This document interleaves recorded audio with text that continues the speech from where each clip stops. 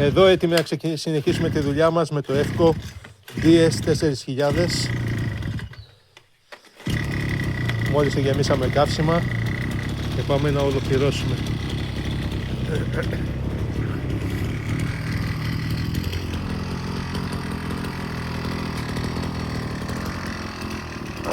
Παρόλο που είχε κοπεί πριν ένα μήνα, έγινε τεράστιο.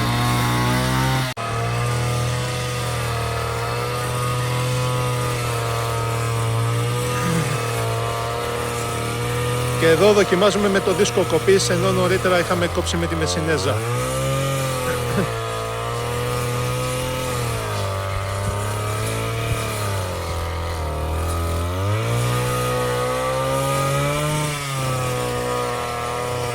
Εύκολο στη χρήση. Το αντικρατασμικό σύστημα δουλεύει τέλεια.